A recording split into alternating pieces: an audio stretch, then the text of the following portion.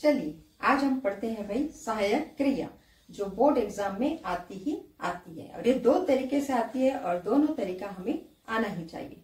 तो कैसे सॉल्व करना है इसे? पहले तो आपको याद है ना कि सहायक क्रिया है क्या। सहायक क्रिया है संयुक्त क्रिया, मिलकर हुई थी हमारी एक क्रिया।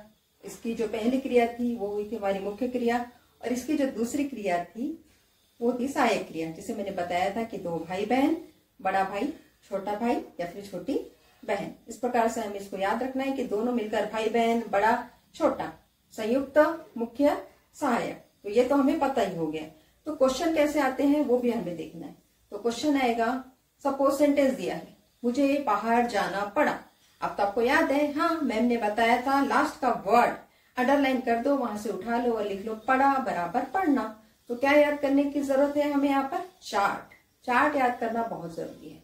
पढ़ा, पढ़ना, रहा, रहना, लिया, लेना, दिया, देना, बहुत इजी चार्ट है, लेकिन पता होना बहुत जरूरी है।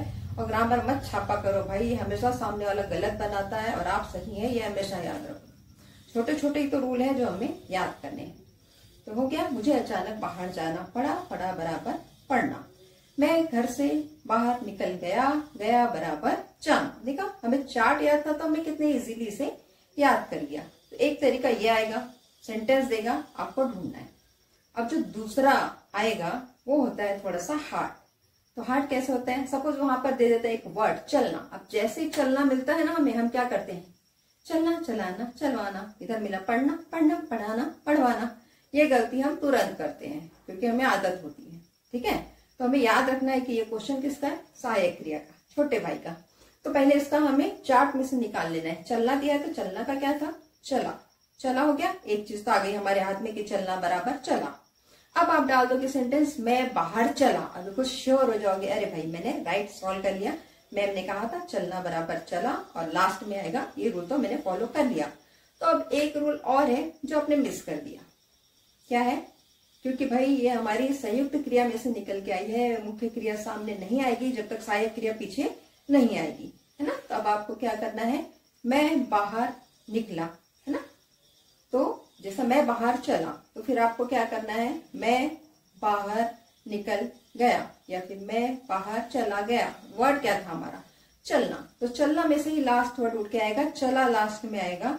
तो आप लिखेंगे मैं बाहर घूमने चला, मैं बाहर खेलते चला, मैं बाहर गाते चला। जब तक एक मुख्य क्रिया नहीं आएगी उसे आप दूसरी क्रिया द्वारा उसको जोड़ नहीं सकते। जब तक बड़ा भाई नहीं आपके घर में पैदा हुआ है, आप छोटे भाई या छोटे बहन नहीं कहलाओगे। ठीक है, इसलिए दोनों तीनों याद रखना है रूल।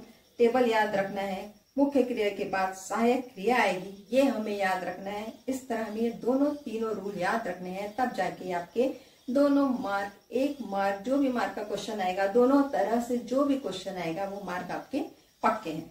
अक्सर आप कहते हैं कि आपको सेंटेंस में से इजी जाता है और वर्ड में से बनाना हार्ड जाता है। तो रूल याद रखेंगे तो कभी भी आपको हार्ड नहीं जाएगा। पहले तो चार्ट याद रखिए, रूल याद रखिए कि भाई मेरा बड़ा भाई या बहन पैदा हुआ है, वो मैं याद रखूं, तब जाकर उसके पीछे मैं लगूंगा, तो तब जाकर आपका वो सहायक क्रिया कंफर्म हो जाएगा, इसमें कोई डाउट नहीं। और ये गलतियां बोर्ड पेपर जब मैं चेक करती हूँ तो अक्सर दिखता है कि बच्चे इस तरह की गलतियां करते हैं। तो इसलिए आपको समझा रही हूँ कि आपसे कम से कम इस तरह की गलतियां ना हो।